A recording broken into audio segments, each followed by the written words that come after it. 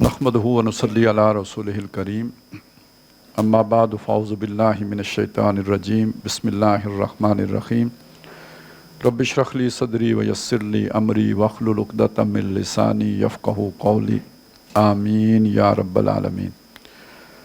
Doctor साहब की ये तहरीर 1967 की है। अगर आप डॉक्टर साहब की जो भी मेहनत है या जद्दोजहद है उसके एतबार से देखें तो 1957 में डॉक्टर साहब जमात इस्लामी से अलहदा हुए और फिर उसके बाद वो अपने कारोबार के सिलसिले में कराची मुंतकिल हो गए और वक्ती तौर पर गोया ये जो भी दीन की खिदमत का काम है इससे यानी वो अमली काम यानी जो ख़ास तौर पे तहरीकी काम वो अमलन नहीं हो पा रहा था, लेकिन ये कि ख़ुद अपना मताला और गौर व फ़िक्र ये उस दौर में भी उनका जारी रहा और वो ज़्यादा अरसा कारोबार में मुंसलिक नहीं रह सके। फिर वो वहाँ से अपना कारोबार छोड़ के वापस शिफ्ट हो गए लाहौर।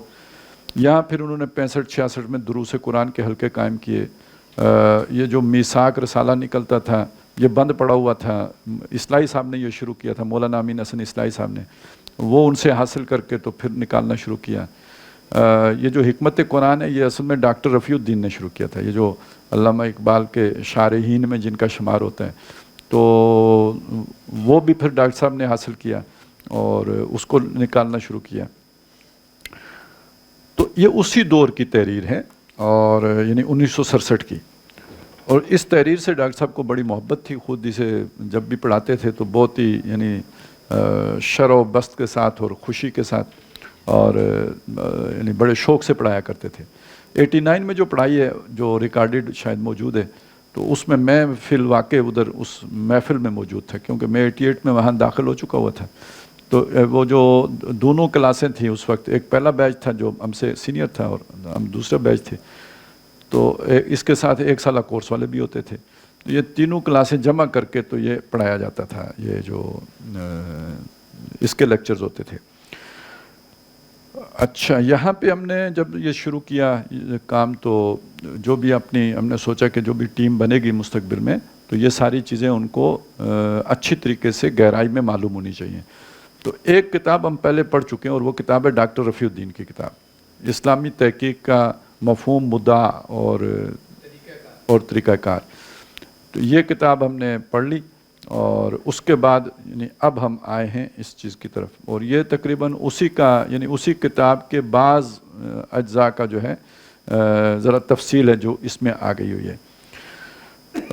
इसकी ये जो तकदीम है जो मेरे पास ये किताब है, किताबचा या जो भी कह लीजिए, ये जो एडिशन है ये एडिशन है फरवरी 2011 का और ये पहला जो इसका एडिशन शाया हुआ था वो मई 68 में शाया हुआ था और ये फरवरी 11 का है और जो तकदीम है ये अप्रैल 82 की है।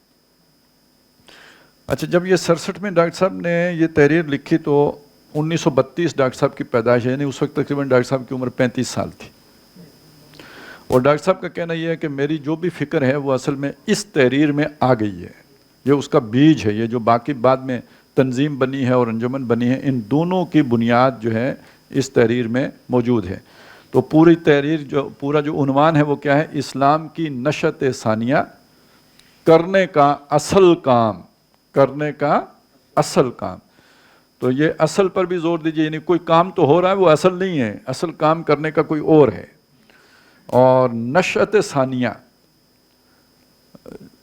इसको हमारे बाज़ लोग निशात सानिया भी लिखते हैं, मैंने देखा है बाज़ लोग लिखते हैं कई ग्रुप्स में, तो पढ़ता हूँ तो बड़ा यानी उनके वो क्या कहना चाहिए ज़ौक़ पर बड़ी खुशी होती है कि कितना निशात अमेज़ है ये ख्याल है इस्लाम की निशात सानिया का।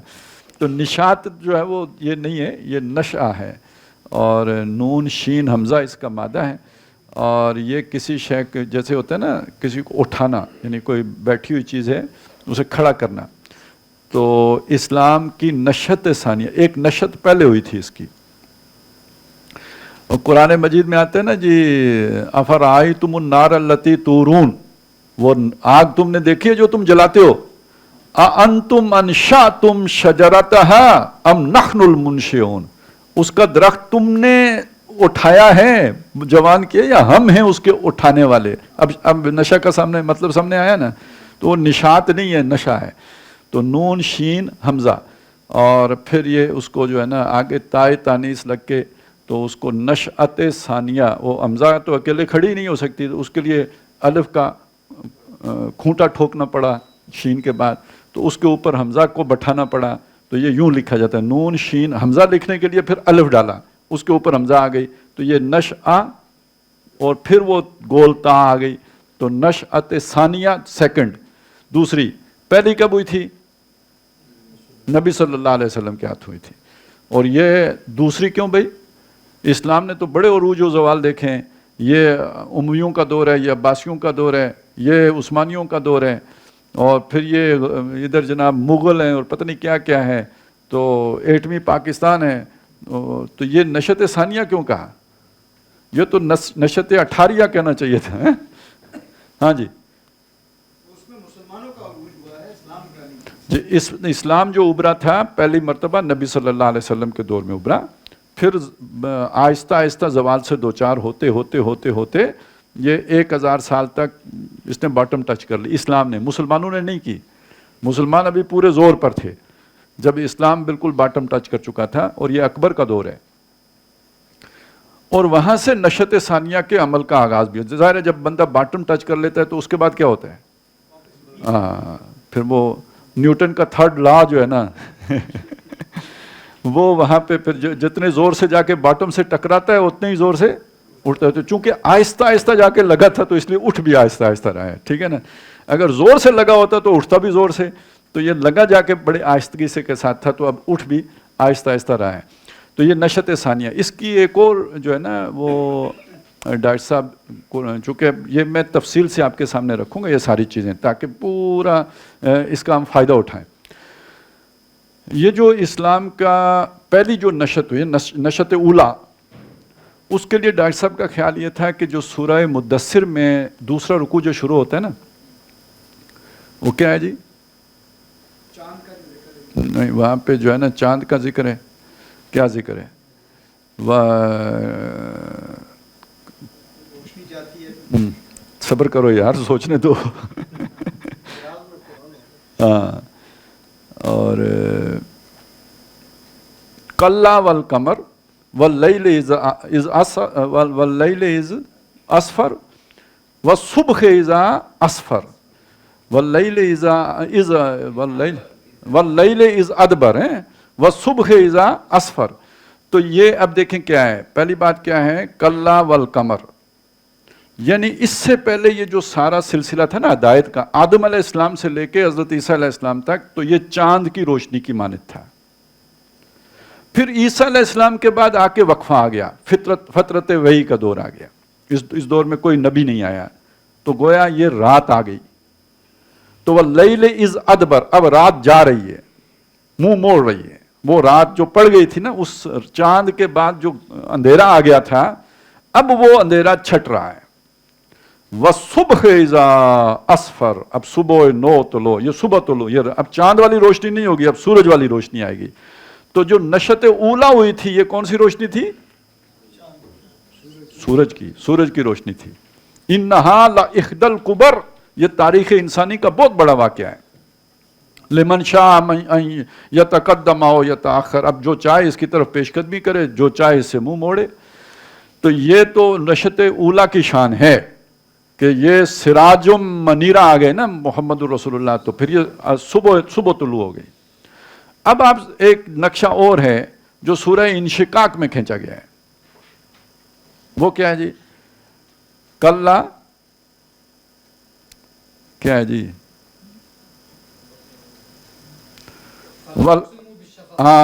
फला उक़्सिमु बिश्शफ़क़ वल्लैल वमा वसक़ वल कमर इज़् तसक़ लतरकबुन्ना तबक़न अन तबक़।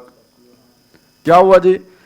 अब वो जो सूरज जब रात शाम को ढलता है तो शफक होती है ना, तो गोया अब शफक हुजूर, वो सूरज चढ़ा, बुलंदी को पहुंचा निस्फ़ुन नहार पे, फिर उस पे आहिस्ता आहिस्ता ज़वाल आया, शफक रह गई। تو یہ جو ہمارے مسلمانوں کا دور جو رہ گیا تھا جس میں، اس میں اسلام بس وہ شام کے دھندلکے کی مانند رہ گیا تھا، ایوننگ ٹوائلائٹس تھی، شفق تھی. جب انگریز آ گیا اب رات آ گئی. فلا اقسم بالشفق واللیل اذا وسق، جب اس نے اپنے اندر سب لپیٹ لیا اب کوئی روشنی باقی نہیں رہی، اندھیرا چھا گیا. والقمر اذا اتسق، لیکن یہ کہ اب کوئی کہیں ٹمٹماتی جو چاند ہے نا وہ آہستہ آہستہ، چونکہ چاند کو ایک دم نہیں چڑھتا، چاند وہ 14 دن لگاتا ہے چڑھتے چڑھتے.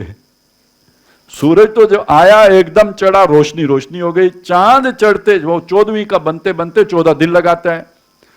تو یہ جو دوسرے والا عروج ہوگا نا، لَتَرْكَبُنَّ طَبَقًا عَنْ طَبَقٍ، یہ طبق بطبق ہوگا. تو یہ نشت ثانیہ اور نشت اولا کا یہ فرق ذہن میں رکھیں، ٹھیک ہے نا، یہ بہت اہم ہے. تو یہ ایک چیز تھی میں نے چاہا، یہ ڈاکٹر صاحب نے یہاں نہیں بیان کی ہوئی، یہ کہیں اور بیان کی ہوئی ہیں چیزیں. اس پہ پوری 1.5-2 گھنٹے کی تقریر ہے ڈاکٹر صاحب کی، میں نے تو جلدی سے بتا دیا. لیکن یہاں میں کیوں بتا رہا ہوں، میں کنیکٹ کروں گا چیزیں جو ڈاکٹر صاحب نے مختلف جگہوں پہ چیزیں بیان کی ہوئی ہیں. یہاں جہاں پہ جڑتی جائیں گی وہاں پہ آپ کے ساتھ شیئر کرتا جاؤں گا. جو میں بھول گیا تو بعد میں بتا دوں گا جب آئی یاد تو. لیکن یہ کہ اصل مقصد یہ ہے کہ جو ڈاکٹر صاحب کی بکھری ہوئی چیزیں ہیں تاکہ یہاں پہ اس تحریر کے ساتھ جڑ کے ہم آہنگ ہو کے آ جائیں. تو نشت اولا اور نشت ثانیہ کا ایک فرق میں نے آپ کے سامنے رکھ دیا. تو کم از کم مجھے آپ سے ایک بات کی توقع ہے کہ آئندہ آپ نشت ثانیہ غلط نہیں لکھیں گے، ٹھیک ہے؟ میں سمجھوں گا کہ چلیں کوئی تو کام سیکھ ہوا نا، صحیح ہوا. نشات ثانیہ نہیں لکھیں گے، ٹھیک ہے جی. اور دوسری بات یہ ہے کہ آپ کو یہ بھی پتہ لگ گیا کہ مسلمانوں کا عروج و زوال علیحدہ چیز ہے، اسلام کا عروج و زوال علیحدہ شے ہے، ٹھیک ہو گیا. اور فرق بھی معلوم ہو گیا کہ وہ یکبارگی ہوا تھا، درجہ ہوگا، اور وہ جب ہوا تھا تو سورج کی طرح ہوا تھا. یہ ہوگا بھی تو چاند والا ہوگا، سورج والا نہیں ہوگا. کیونکہ اب کدھر سے محمد الرسول اللہ لائیں گے، کدھر سے ابو بکر لائیں گے، کدھر سے عمر لائیں گے، کدھر سے عثمان لائیں گے. تو یہ سورج والا نہیں ہو سکتا. جب ہوگا تو اب چاند والا ہوگا. تو کیا خیال ہے جی، تقدیم بھی پڑھنے کی ضرورت ہے یا نہیں ضرورت ہے؟ ضرورت ہے. اور یہ میں نے بتایا تحریر 67 کی ہے، تقدیم 83 کی ہے، اپریل 83 کی ہے. میری یہ تحریر جو صفحات آئندہ میں پیش کی جا رہی ہے، اولاً ماہنامہ میثاق لاہور بابت جون 67 کے ادارتی صفحات میں شائع ہوئی تھی. بعد ازاں مئی 68 میں اسے اشاعت الاسلامیہ لاہور نے ایک کتابچے کی صورت میں 1000 کی تعداد میں شائع کیا. یہ دارالاشاعت الاسلامیہ کیا ہے؟ یہ اصحاب کم و بیش پڑھنا پڑے گی. یہ ڈاکٹر صاحب نے ایک اشاعتی ادارہ قائم کیا تھا، انجمن خدام القرآن سے پہلے کی بات ہے. دوسری بار یہ کتابچہ دسمبر 72 میں 2000 کی تعداد میں طبع ہوا. تیسری بار جون 73 میں 4000 کی تعداد میں شائع ہوا. چوتھی مرتبہ جون 80 میں 2000 طبع ہوا. اور اب پانچویں بار اپریل 83 میں 5500 کی تعداد میں طبع ہو رہا ہے. اس میں میں نے اپنے فہم کی حد تک، یعنی اپنی سمجھ کی حد تک، ہم اپنی بولی بولیں تو سمجھ ہوگا، تو ڈاکٹر صاحب کی جو اعلیٰ ادبی اردو ہے تو اس میں فہم کا لفظ آ گیا. میں فہم کی حد تک بھرپور جائزہ لینے کی کوشش کی تھی کہ اس وقت ہم بحیثیت مسلمان کس مقام پر ہیں، اور یہ بھی واضح کرنے کی کوشش کی تھی کہ اسلام کی نشت ثانیہ اور امت مسلمہ کی تعمیر نو کے لیے اب تک کیا کچھ ہو چکا ہے، فی الوقت کیا ہو رہا ہے اور کیا کرنا باقی ہے. ساتھ ہی اپنے تجزیے یعنی انالیسس کی بنیاد پر میں نے ایک اساسی لائحہ عمل بھی پیش کیا تھا، اور فوری اور اولین اقدام کے طور پر ایک قرآن اکیڈمی کے قیام کی تجویز بھی پیش کی تھی. اس لائحہ عمل کو پیش کرنے کے فوراً بعد ہی بحمد اللہ میں نے عملی جدوجہد کا آغاز بھی کر دیا تھا. چنانچہ 5 سال کی محنت کے دوسرے بہت سے ثمرات کے ساتھ ساتھ ایک نتیجہ یہ بھی سامنے آیا. یہ کیا محنت تھی؟ ہمارے ہاں جب کوئی مکان بنانا ہو، قرآن اکیڈمی بنانی ہے تو عمارت کا نام ہے نا اکیڈمی ہے. تو جب مکان بنانا ہوتا تھا پہلے، جب اتنی فیکٹریاں نہیں تھی، تو 1-2 سال پہلے ہی پتھر کوٹنا شروع کر دیتے تھے نا، اینٹ گارا جمع کرو پھر مکان بناؤ. تو یہ اصل میں چونکہ اکیڈمی بنانی تھی تو سریا اور سیمنٹ اور ریت اور بجلی جمع کر رہے تھے. یہ 5 سال افراد کے ساتھ میں درس قرآن، رجوع الی القرآن کی تحریک، اور اس کے نتیجے میں وہ افراد تیار ہوئے کہ جو ٹیم ایک بن جائے، ظاہر ہے اس پھر ادارہ بنا۔ یہ عمارتیں اہم نہیں ہوتی ہیں، عمارتیں چلانے والے اہم ہوتے ہیں۔ عمارتیں بن جاتی ہیں، پھر ادھر جنات بسیرا کرتے ہیں، ٹھیک ہے نا؟ تو وہ افراد چاہیے ہوتے ہیں کہ جو ان کو آباد کریں۔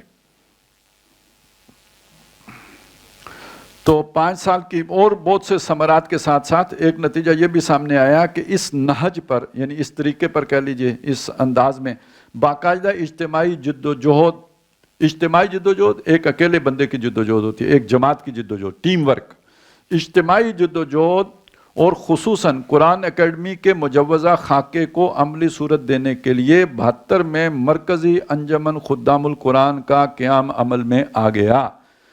یعنی اب دیکھیے منصوبہ کیا ہے؟ قرآن اکیڈمی بنانے کا، اور وہ قرآن اکیڈمی جو ہے وہ اس کے لیے ایک ادارہ چاہیے۔ اس ادارے کا کیا نام رکھا گیا؟ انجمن خدام القرآن، جس کا مطلب کیا ہوتا ہے؟ قرآن مجید کے خدمت کرنے والے۔ یہ نہیں کہ قرآن کی بنیاد پر اپنی خدمت کرانے والے، خود قرآن کی خدمت کرنے والے۔ انجمن خدام القرآن، انجمن مخدوم القرآن نہیں، انجمن خدام القرآن۔ تو وہ بنی، ظاہر ہے اس نے کیا بنانا تھا جی؟ قرآن اکیڈمی۔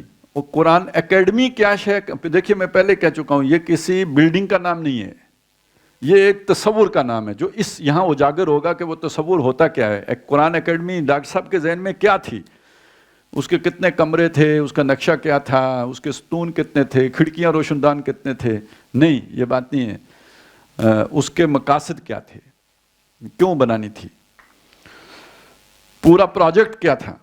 پروجیکٹ اب یہ سامنے آیا نا، تو یعنی پروجیکٹ قرآن اکیڈمی کیا تھا؟ پروجیکٹ تو سمجھ آ جاتا ہے نا، اب ایک ہم نے ابھی پروجیکٹ بھگتا ہے تو اس کے ساتھ سمجھ آ جاتا ہے۔ تو پروجیکٹ قرآن اکیڈمی کیا تھا جی؟ جس کی قرارداد تاسیس، میمورنڈم اور اغراض و مقاصد میں ان تجاویز کو بالکل یا سمو لیا گیا اور اسے گویا اس کے اساسی منشور کی حیثیت حاصل ہو گئی ہے۔ مل جاتی ہے۔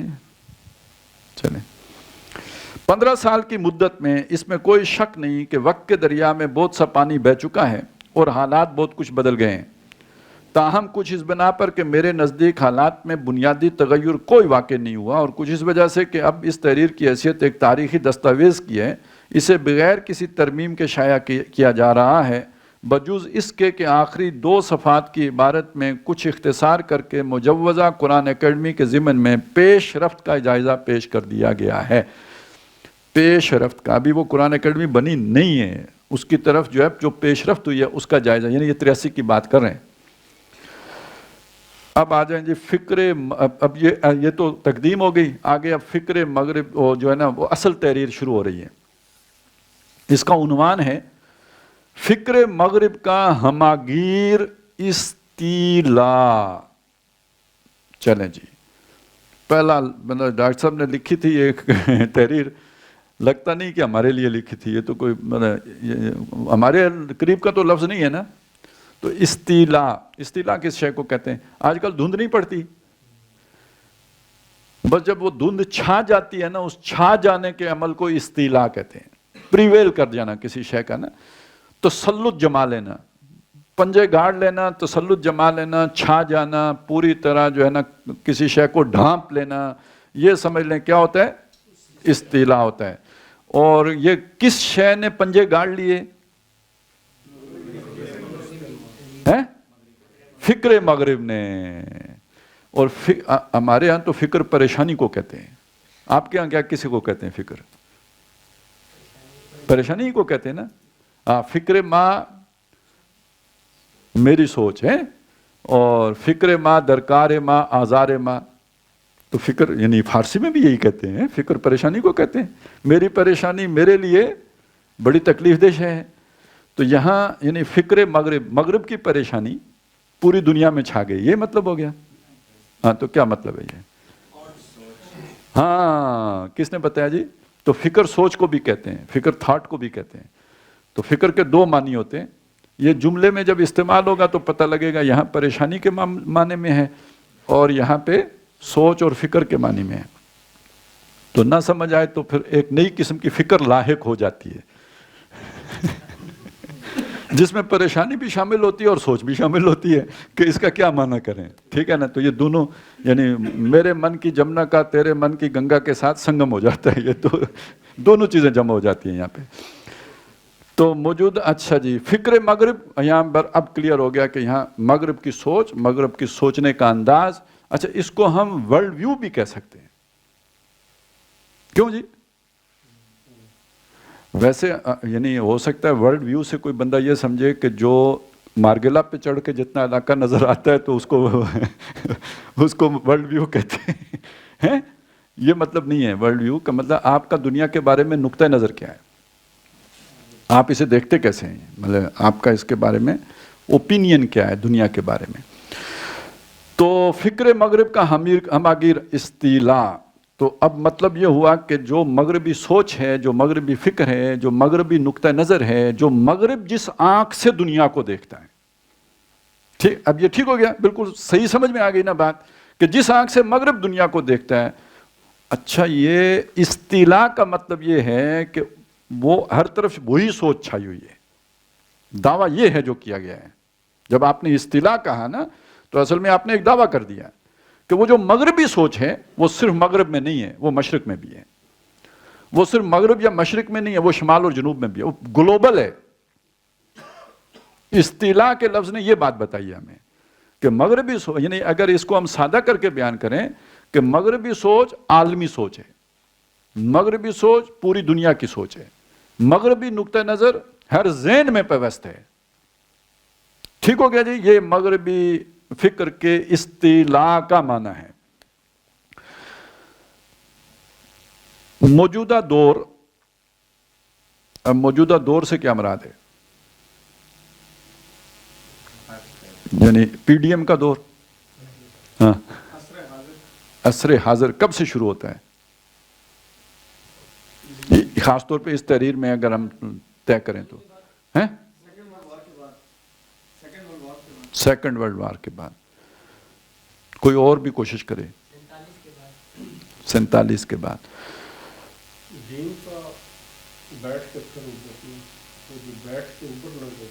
سارے لوگ ایک کچھ نہ کچھ ایک چھوٹا سا انڈا، ایک اپنی اپنی سوچ جو ہے نا وہ اس کے مطابق ایک ذہن میں اس کو بٹھا لیں کہ موجودہ دور سے آپ کے ذہن میں کیا خیال آتا ہے.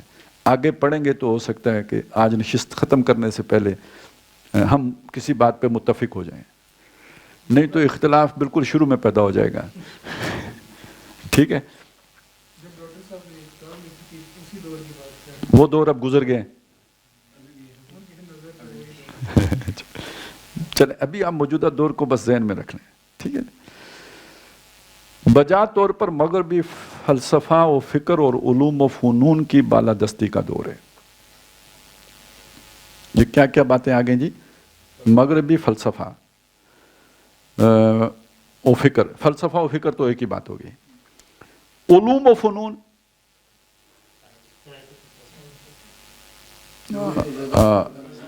سائنس اینڈ ٹیکنالوجی بھی ہے. فنون میں تو ٹیکنالوجی فنون میں شامل کریں گے، سائنس علوم میں شامل ہوگی، ٹیکنالوجی. فنون ویسے کہتے کس چیز کی جمع ہے؟ فنون، فن کی، ٹیکنیکل کام کی. تو فن ایک ایبسٹریکٹ فن بھی ہوتا ہے نا. ہاں تو یعنی وہ ساری چیزیں بھی فنون میں جمع کریں نا اس کو بھی. آخر علوم و فنون جو آپ کے بعض مضامین جو ہوتے ہیں وہ از قسم فنون ہوتے ہیں، علم کی نوعیت کے نہیں ہوتے، فن کی نوعیت کے ہوتے ہیں. ٹھیک ہے کہ نہیں؟ چلیں تو علوم و فنون مطلب ویسے یہ تجوید جو ہے نا، تجوید یہ علم ہے کہ فن ہے؟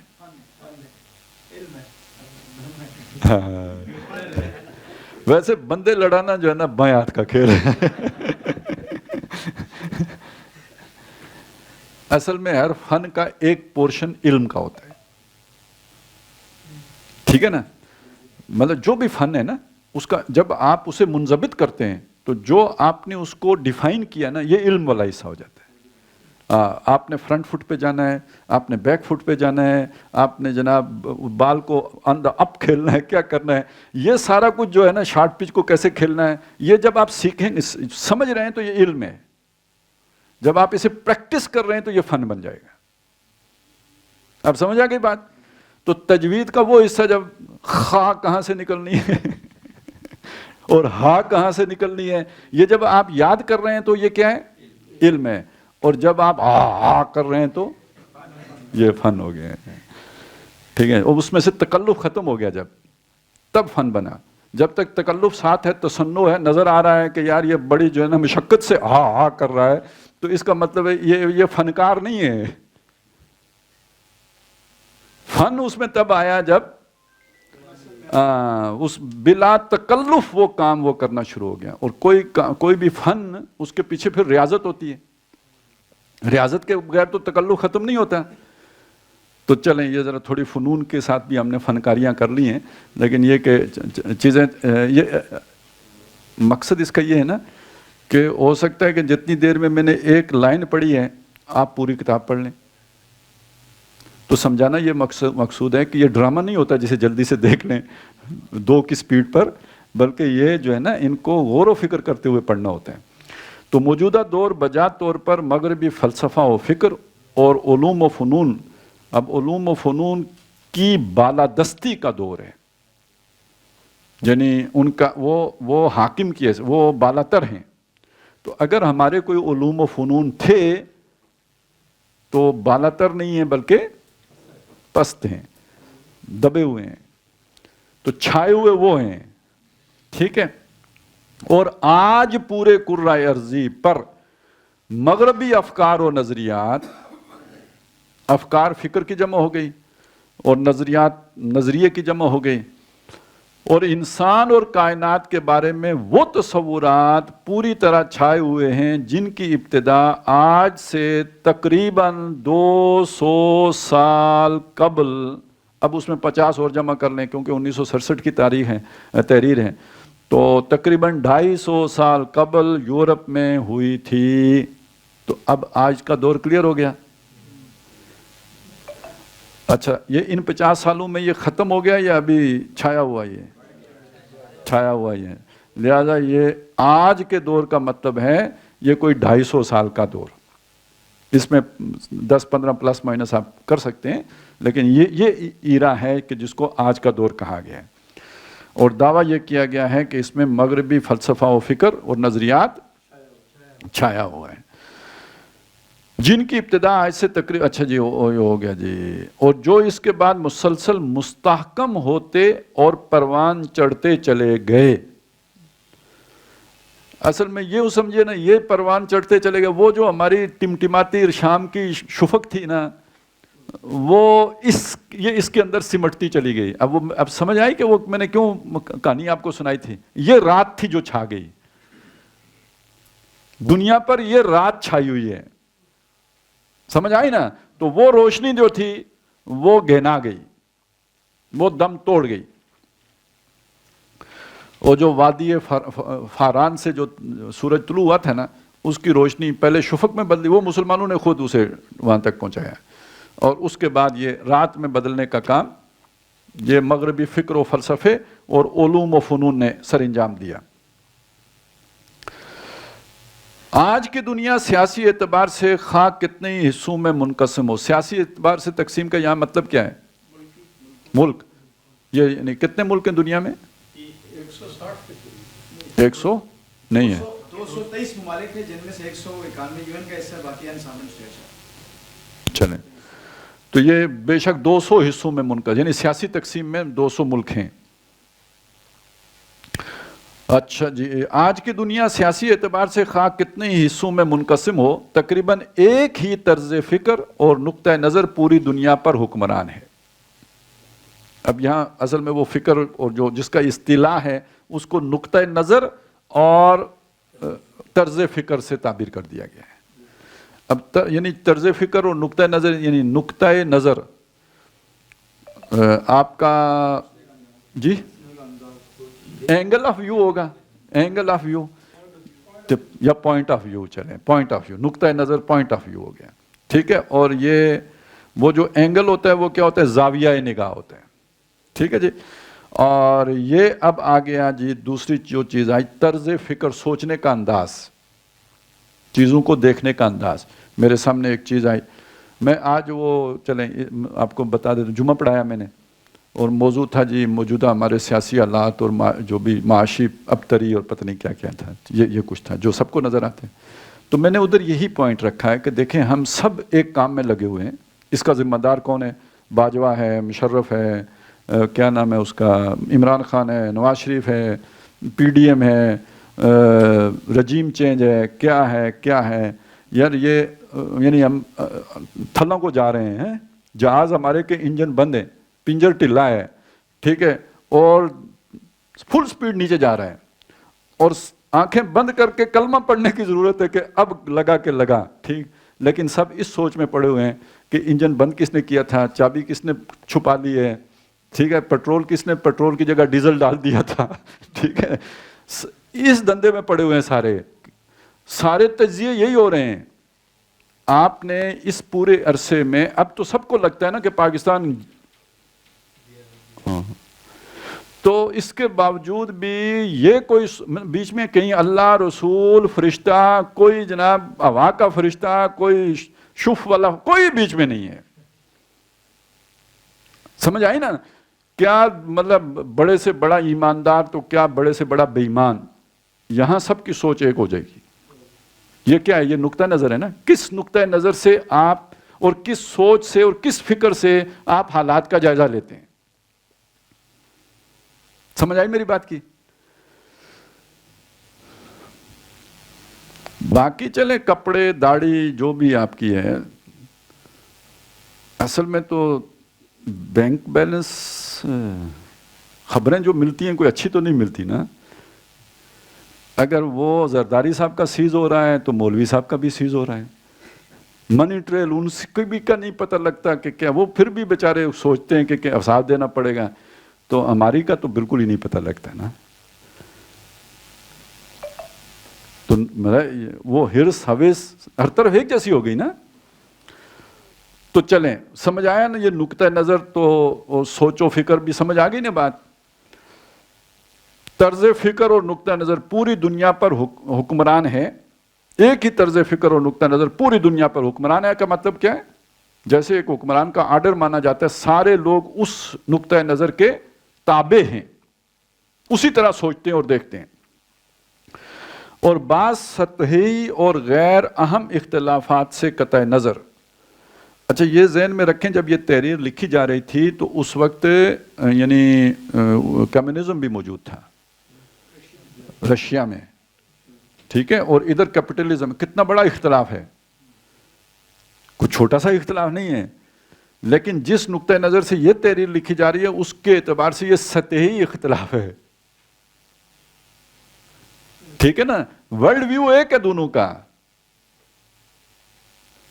اس کائنات کے بارے میں سوچ ایک جیسی ہے, زندگی کے بارے میں سوچ ایک ہے. آگے جا کے اختلاف ہو جاتے ہیں. تو وہ بتایا کہ غیر اہم اختلافات سے قطع نظر ایک ہی تہذیب اور ایک ہی تمدن. یہ تہذیب اور تمدن میں کیا فرق ہوتا ہے؟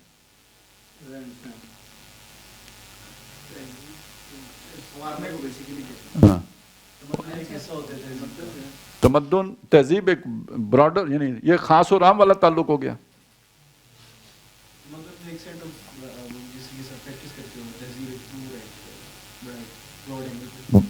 یعنی تہذیب ایک یعنی ایک بڑا تصور ہے, اور سویلائزیشن, اور تمدن اس کا ایک حصہ ہے جس پر آپ عمل کر رہے ہوتے ہو.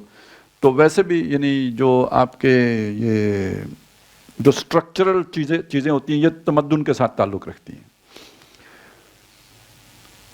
اچھا, تہذیب اور ایک ہی تمدن کا سکہ پوری دنیا میں رواں ہے, کہیں کہیں منتشر طور پر. اب یہ استثناء کیا گیا ہے, یہ کلیہ پورا بیان کر کے ایک اصول دے کے اب اس میں سے کچھ مستثنا چیزیں بیان. کہیں کہیں منتشر طور پر کوئی دوسرا نقطہ نظر اور طرز فکر اگر پایا بھی جاتا ہے تو اس کی حیثیت زندگی کی اصل شاہراہ سے ہٹی ہوئی پگڈنڈی سے زیادہ نہیں ہے۔ آپ اسے یوں سمجھ لیں کہ پہلے وقتوں کے جو رستے ہوتے تھے تو جیسے آج کل موٹر وے ہوتی ہے تو ایک بڑی شاہراہ ہے، اور اس سے کوئی پگڈنڈی نکل کے کوئی کسی جنگل سے گزر کے کسی نالے سے گزر کے تو وہ کوئی شارٹ کٹ ہے بھی، تو اس پر مسافر چلتے نہیں ہیں۔ کوئی جو قسمت کا مارا جس کو کوئی بہت جلدی ہو یا کوئی مسئلہ مصیبت ہو تو وہ اس مین سٹریم سے نکل کر تو وہ اس جو ہے نا اس رستے کا مسافر بنے گا، اس کی اہمیت تو نہیں ہوگی۔ تو آج اگر جو تہذیب و تمدن ہے وہ تو یہ ہے، اب اس میں سے کسی نے نکل کے اپنی کوئی کٹیا کہیں بنا لی ہے، کوئی کسی جنگل میں جا کے بیٹھ گیا ہے، کسی نے کوئی اپنا گاؤں بنا لیا ہے۔ اچھا یہاں پہ یہ نوٹ کیجئے، یہ ایک سوچ آج کل ہے نا، وہ عمران حسین صاحب ہمارے دے رہے ہیں، ٹھیک ہے نا، جس میں یہ ہے کہ جی ہم اپنا چلیے دنیا دے اس نکرے دے تھے بندہ نہ بندے دی ذات ہوئے ٹھیک ہے نا، ایک اپنی دنیا بناتے ہیں، یعنی اپنی بستی آباد کرتے ہیں، اس میں اور ساری چیزوں کو چھوڑ دیجئے، جو اور پرابلمز ہیں وہ تو بعد کی ایک علیحدہ مصیبت ہے، کیونکہ آپ کسی ملک کے اندر ہی بنائیں گے نا، تو جس ملک کے اندر بنائیں گے وہاں ملک کا قانون نافذ ہوگا۔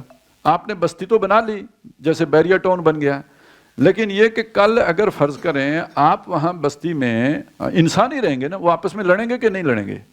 آدم کے 2 بیٹے لڑ سکتے تھے تو آپ کی بستی کے 2 مومن نہیں لڑ سکتے، تو 2 مومن لڑ پڑے، تو آپ نے ان کے درمیان تصفیہ کیا، ایک نے جا کے سپریم کورٹ میں چیلنج کر دیا تو بستی تو بڑھ گئی نا، پھر نہیں سمجھ آئی؟ ہاں ملک کا چلے گا، آپ کی بستی کا قانون تو نہیں چلے گا۔ دوسری بات یہ ہوئی کہ فرض کریں ادھر کسی نے کسی کی چوری کر دی، کیا پتا ہوتا ہے، مومن سے بھی تو چوری ہو سکتی ہے نا، ٹھیک ہے، اب بستی میں فیصلہ ہوا ہاتھ کاٹو، وہ آپ نے ہاتھ کاٹا، وہ چلا گیا اسلام آباد، اس نے آپ کے خلاف FIR کٹوا دی، تو بڑے یہ نہیں، مطلب کئی قسم کے پرابلمز ہیں، لیکن میں یہاں اس اعتبار سے سمجھیے کہ بڑا پرابلم کیا ہے، آپ جو اصل دھارا ہے زندگی کا اس سے تو کٹ گئے، تو یہ اسلام ہے، رہبانیت کی نئی صورت ہے، یہ اجتماعی رہبانیت ہے۔ وہاں پہ ایک فرد اکیلا راہب بنتا تھا، یہاں پہ جماعت مشترکہ طور پہ راہب بننے کی سوچ رہی ہے۔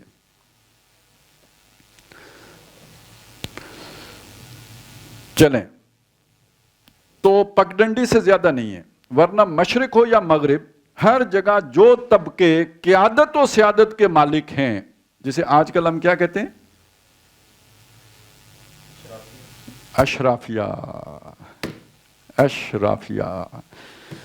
وہ رولنگ ایلیٹ بھی کہتے ہیں نا، حکمران طبقہ اور حکمران اشرافیہ، ہیں جی، اور نہ انٹلیکچوئل کو آج کل تو صرف پیسے چاہیے ہوتے، 5 لاکھ میں دن رات پروپیگنڈا کرتا ہے انٹلیکچوئل، دماغ پاس ہے کرائے پہ دے کر ایک جنت ارضی میں بھی سجا سکتا ہوں، کیا خیال ہے؟ ملتے ہیں کہ نہیں ملتے؟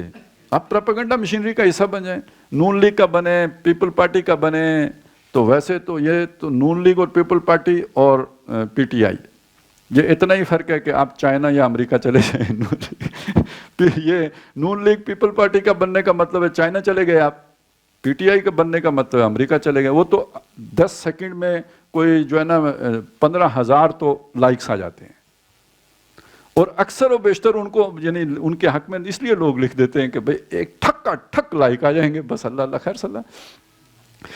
تو آج کل زیادہ انٹلیکچوئل تو اس کام میں لگے ہوئے ہیں، ہاں بڑے بڑے آرٹسٹ ہیں جو اس کام میں لگے ہوئے ہیں۔ اچھا ویسے یہ جو ان کی تقریریں لکھتے ہیں یہ کون ہیں؟ بلاول کیا سمجھتے ہیں آپ، خود سے تقریر کرتا ہے؟ خود سے کوئی بھی تقریر کرے تو جاپان جرمنی مل جاتے ہیں۔ میں نواز شریف کی بہت پرانی ایک تقریر خود سن رہا تھا، اس نے کہا اس سبز حلالی پرچم کے جھنڈے تلے، سبز حلالی پرچم کے جھنڈے تلے، تو مطلب اس طرح تو پھر بڑے تماشے ہو جاتے ہیں۔ تو یہ تقریریں کون لکھتے ہیں؟ سب انٹلیکچوئل لکھتے ہیں، تھنک ٹینکس میں کتنی کتنی بڑی بڑی جو آفرز ہوتی ہیں نا، کیا ہوتے ہیں وہاں بیٹھ کے، یہی کچھ سوچتے ہیں کہ اب لوگوں کو الو کیسے بنانا ہے. آؤ سارے شیطان بیٹھ کے بتاؤ دارالندوا میں، ہاں مطلب میچ کون سے شروع کرنا ہے، افریقہ کو بلانا ہے یا آسٹریلیا سے کام چل جائے گا. چلے سر، انٹلیکچوئل کوئی نہیں، انٹلیکچوئل کو کوئی نہیں سنتا، انٹلیکچوئل ویسے بھی خود بھی انٹل کو چو لیے ہیں.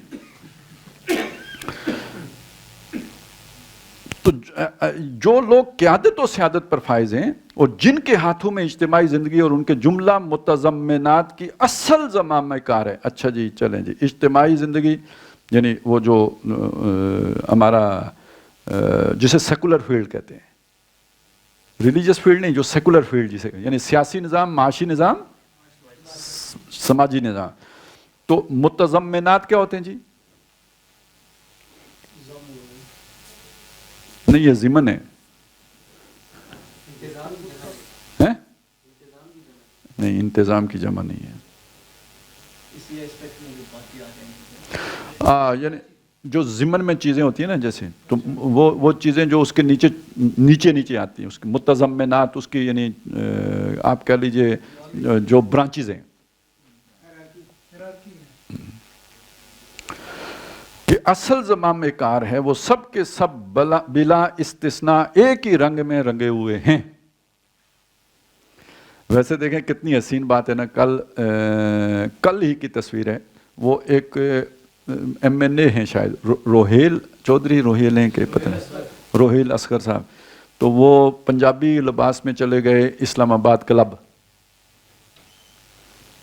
کسی نے داخل نہیں ہونے دیا.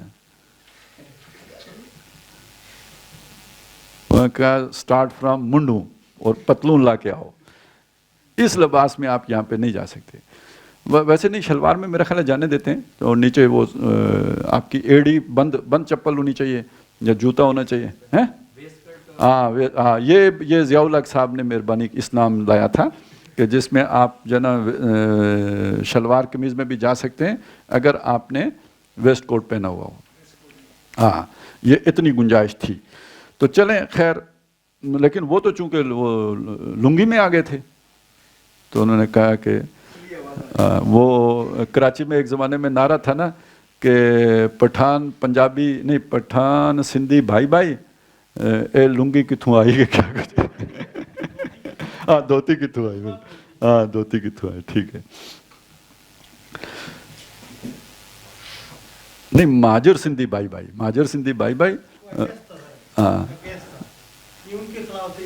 ہاں جی چلیں خیر ہو گیا جی. اب آپ سمجھے، لیکن یہاں پہ اصل بات وہ سوچ کی ہے. آپ دیکھیں نا، آپ کے اے سی صاحب کی سوچنے کا انداز کیا ہوتا ہے، ڈی سی صاحب کا کیا ہوتا ہے، پھر ادھر جو ہماری بڑے جو اوپر بیٹھے ہوئے ہیں جتنے بھی ہمارے سیاستدان، بڑے سیاستدانوں میں بھی کمی بھی ہوتے ہیں اور جو ہے نا وہ یعنی خاندانی سیاستدان بھی ہوتے ہیں. تو کمی سیاستدانوں کی سوچ کو تو وہ سائیڈ لائن ہوتی ہے نا، ان کو کوئی وہ حاشیہ بردار ہوتے ہیں.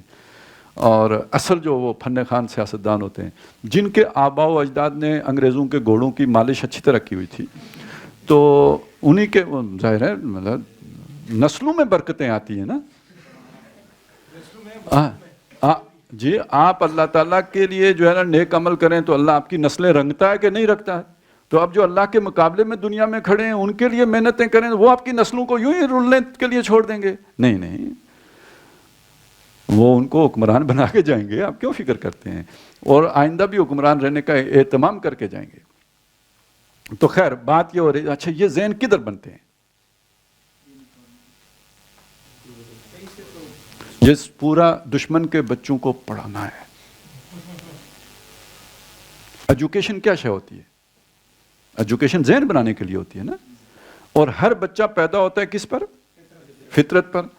کون اس کو یہودی نصرانی مجوسی بنا دیتے ہیں؟ ماں باپ. اب ماں باپ کی جگہ پہ ریاست ماں ہے نا، اس کا ایک ایجوکیشن سسٹم ہے، اور وہ اپنے اس ایجوکیشن سسٹم کے ساتھ کیا بنا دیتی ہے؟ نصرانی.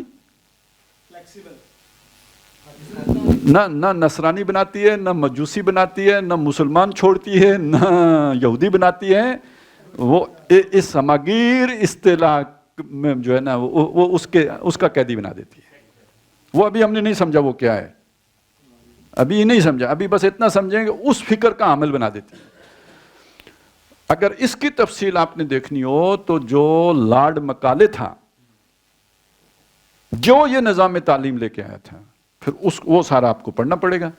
موٹی بات یہ ہے کہ مسلمانوں نے 1857 میں بغاوت کر دی. یہ ذہن میں رکھیں, ابھی تخت کس کا باقی ہے, وہ آ رہے ہیں, کیا نام ہے, نہیں یار, یہ جو اپنے تھے مغل, ٹھیک ہے نا, بہادر شاہ ظفر صاحب علامتی بادشاہ ہیں. انگریز یہاں پہ بس اسی طرح ہے جیسے ہمارے آئین میں ایک ادارہ ہے. یار سمجھا کریں نا, آپ نہیں سمجھتے. ہاں, تو زیبرا کراسنگ پہ رک جاتے ہیں, آئین کے آگے نہیں رکتے ہیں, ٹھیک ہے نا. تو انگریز اس حیثیت میں ہندوستان میں موجود تھا. اب 1857 میں جنگ آزادی مطلب بغاوت ہو گئی. اب بعض تو کہتے ہیں انگریز نے کرائی, کیونکہ اگلا قدم نہیں اٹھایا جا سکتا تھا جب تک یہ نہ ہو. ہر چیز کے لیے ایک بہانہ چاہیے ہوتے ہیں. تو لیکن یہ کہ بہرحال اس کا نتیجہ نکلا, بادشاہت ختم ہو گئی, انگریز صاحب یہاں پہ خود آ گئے. لیکن انہوں نے ایک کمیشن بھی بٹھایا کہ بغاوت کیوں ہوئی. تو بتایا یہ گیا کہ یہ لوگ, ان میں سے کوئی, یہ خاص طور پہ مسلمان, یہ ان میں سے کوئی ان ایجوکیٹڈ نہیں ہے. اچھا, ایجوکیشن کا مطلب یہ والی ایجوکیشن نہیں کہ وہ اس وقت پرائمری پڑھا ہوا ہے کہ مڈل پڑھا ہوا ہے. ایجوکیشن کا مطلب ہے اپنی تہذیب سے آشنا ہے. جو آپ کی تہذیب ہے وہ اس سے واقف ہے, اس کی تعلیم ہے اس کے پاس. ماں باپ دے رہے ہیں, ماں باپ بھی تو سکھا رہے ہیں نا. ماں باپ بھی بناتے تھے نا مجوسی اور نصرانی, تو یہ اس کو مسلمان بنا رہے ہیں. اور یہ آپ کا مسجد کا ادارہ بھی ہے. بسم اللہ ہوتی تھی کہ نہیں ہوتی تھی, اور اس کے بعد ایک ایجوکیشن پروسیس شروع ہو جاتا ہے یا نہیں ہو جاتا تھا. تو اب یہ کوئی ان ایجوکیٹڈ مسلمان نہیں ہے. تو یعنی یہ دو تہذیبیں مختلف ہیں, ہماری تہذیب اور ہے, ان کی تہذیب اور ہے. اور یہ جب آمنا سامنا ہوتا ہے تو ٹکراؤ ہو جاتا ہے, تو بغاوت تو ہوگی. ہاں, کہا چائنا کو جاؤں, کہا تم چائنا کو جاؤ. کہا جاپان کا ڈر, کہ نہیں تائیوان کا ڈر ہے, تو کہا تائیوان تو ہوگا, ٹھیک ہے نا جی. وہ کہا کعبہ کو میں جاؤں, کہا کعبہ کو تم جاؤ. کہا شیطان کا ڈر ہے, کہا شیطان تو ہوگا. تو جناب یہ تو ہوگا, کیونکہ ان کی تہذیب اور ہے, ہماری تہذیب اور ہے, ٹکراؤ تو ہوگا. تو انہوں نے کہا پھر کیا کریں. میں نے کہا یار یہ ڈائریکٹ انوالومنٹ ٹھیک نہیں ہے, ڈائریکٹ انوالومنٹ ٹھیک نہیں, ٹکراؤ ہو جاتے ہیں. وہ مجھے یاد آتا ہے, یہ بھی کوئی میتھڈالوجی اللہ سے لی گئی ہے, کہ اللہ تعالیٰ بھی انسانوں سے کلام کرنے کے لیے اپنا کلام پہلے فرشتے کے منہ میں ڈالتا ہے نا, جبریل. پھر جبریل آ کے انسان کسی میں ایک کو دیتا ہے, پھر وہ آگے رسول جو ہے نبی باقی انسانوں تک پہنچاتے ہیں اللہ کا پیغام.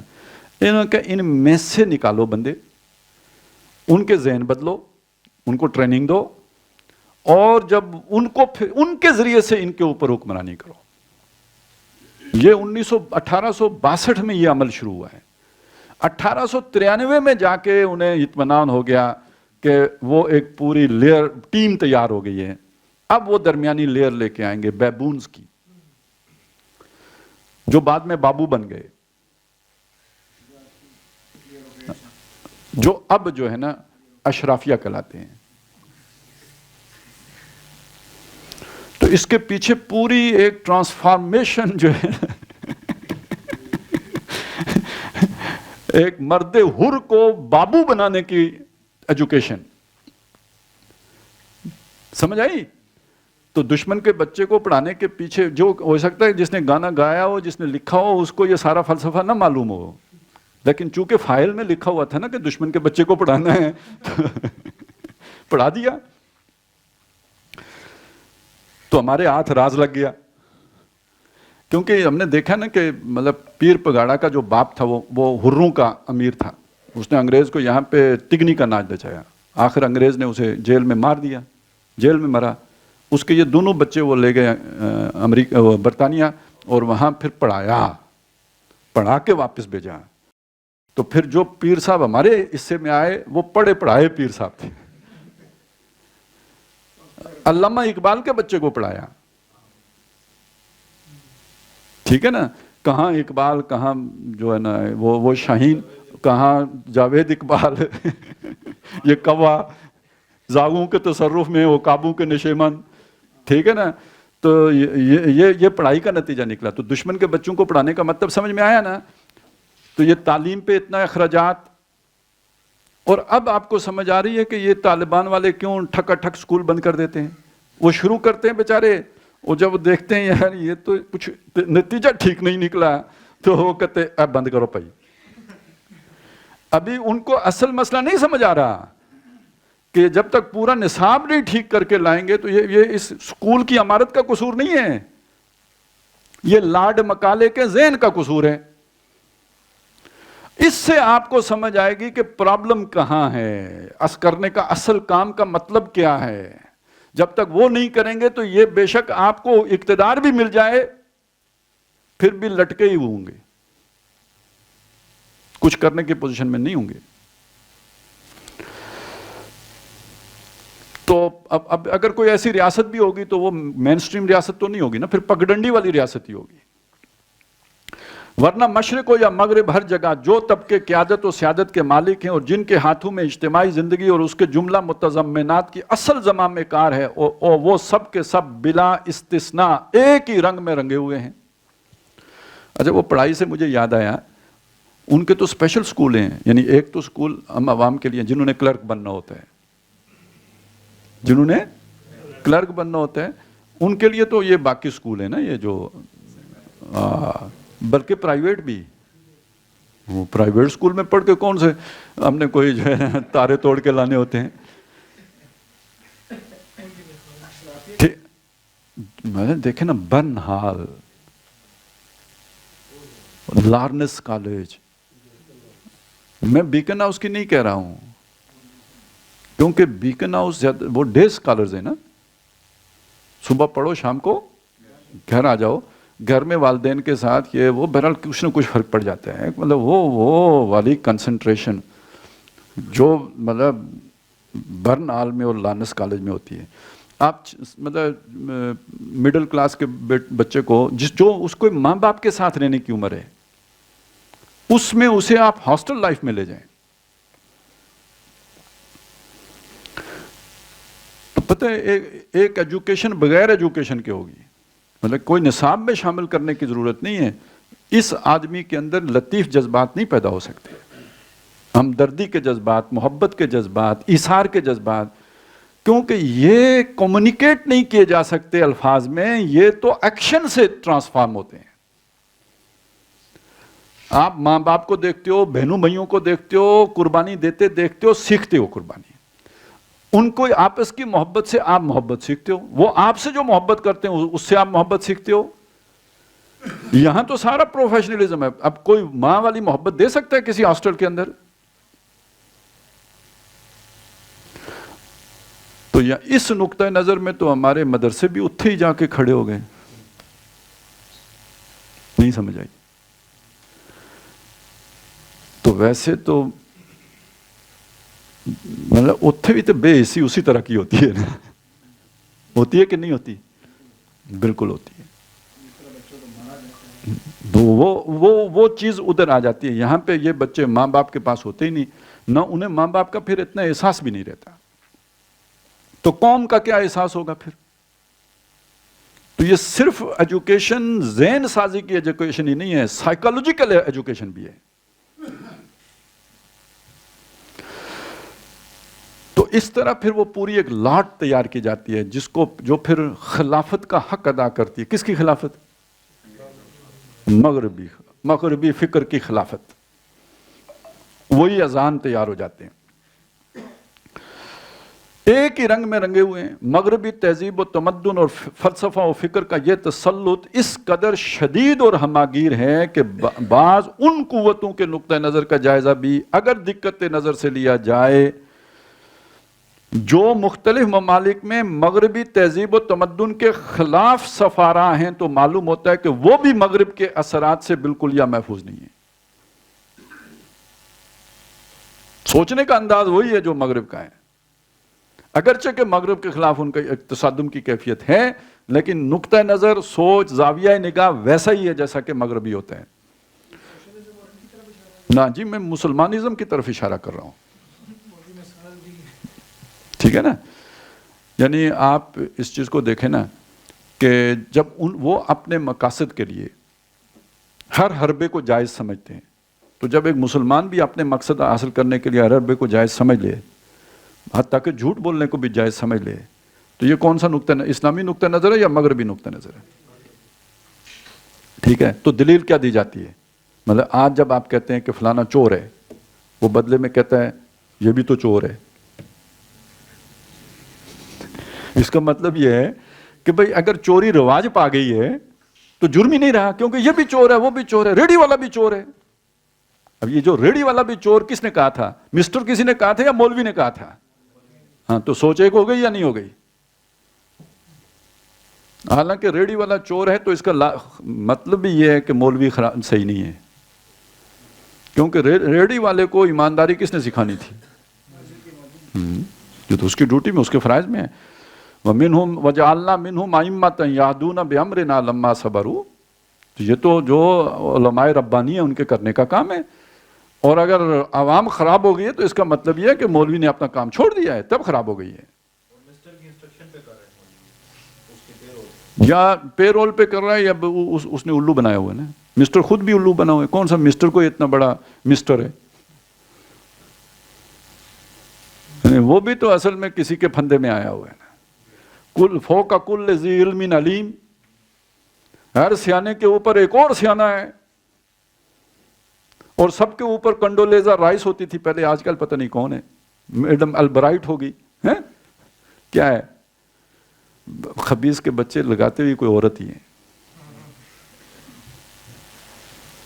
جس نے آخری آ کے نا ان کو الو بنانا ہوتا ہے.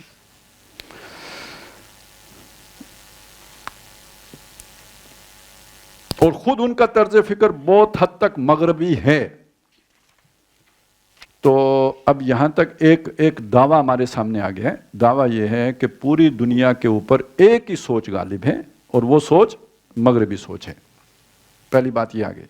اس میں سے اگر کچھ استثناء ہے تو وہ زندگی کے دھارے میں شامل لوگ نہیں ہیں، بلکہ اس دھارے سے کٹے ہوئے لوگ. کہیں کوئی جزیروں کے اوپر کچھ لوگ اگر آباد ہیں اور ان کا نقطہ نظر اس نقطہ نظر سے مختلف ہے تو میں بھی. باقی جو رولنگ ایلیٹ ہے ساری پوری دنیا کی، وہ ایک ہی طرح سے سوچتی ہے. خواہ اس نے وہ عربوں والا وہ کیا ہوتا ہے جی، نہیں کیا کہتے ہیں، اکال بندھی ہوئی ہو، یا یہ کہ اس نے جناب ہمارے والا رومال بندھا ہوا ہو، یا اس نے کراکلی پہنی ہوئی ہو، یا وہ سر ننگا ہو یا ہیٹ والا ہو. سب اس معاملے میں وہ اس کے نیچے جو سر ہے اور سر کے اندر جو مغز ہے، اس میں ایک ہی کھچڑی ہے جو سب کے پکی ہوئی ہے. اب وہ ہے کیا؟ یہ ہے وہ جو آگے آ رہا ہے نا، بنیادی نقطہ نظر صفحہ 6 پہ. یہ انشاءاللہ تعالی ہم نیکسٹ فرائیڈے کو اس کا مطالعہ کریں گے کہ وہ، اور یہ بہت اہم ہے. اصل بات سمجھنے کی یہی ہے، اور کہ وہ نقطہ نظر ہے کیا، مغربی نقطہ نظر کیا. اس سے پتہ چلے گا کہ کہیں میرا بھی تو وہی نہیں ہے. ہر ایک کو سوچنے کا موقع ملے گا کہ ہم کتنے پانی میں ہیں. اب اس پہ کوئی سوال تو نہیں؟ میں نے آپ کی طرف سے بھی کوشش کی کہ سوال کھڑے کروں. جی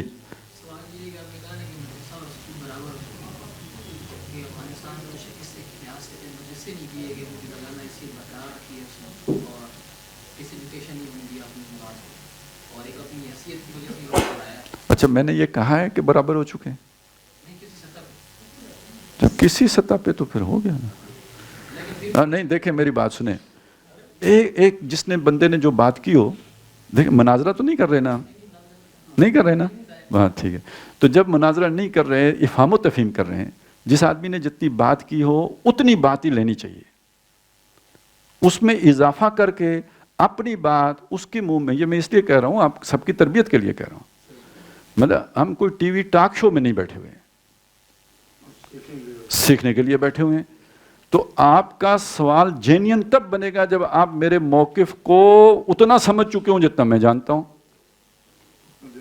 جتنا ٹھیک ہے نا. تو اس لیے اس بات کو اتنا ہی رکھیں جتنا میں نے کس حوالے سے کہا تھا, بے حسی کے حوالے سے کہا تھا.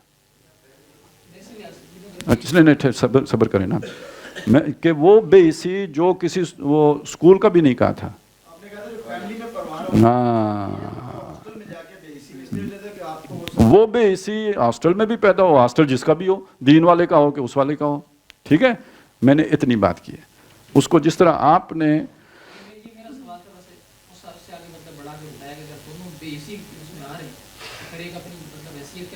سر میں نے یہ تو نہیں کہا کہ ملا عمر بے حس تھا.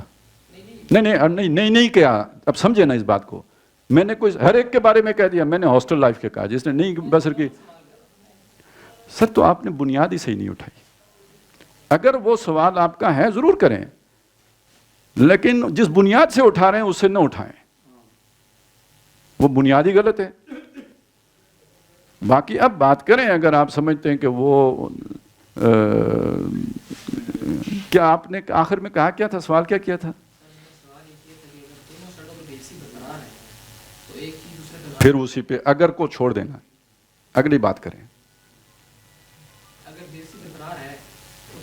اچھا بے حسی نہیں برقرار, ان میں نہیں ہے بے حسی, ختم ہو گیا سوال. میں سمجھا رہا ہوں بھئی آپ کا سوال ہی غلط ہو جاتا ہے جب آپ بات کرتے ہیں. میں نے تو اس کو نہیں کہا بے حس ہیں, یہ تو آپ کہہ رہے ہیں بے حس ہیں.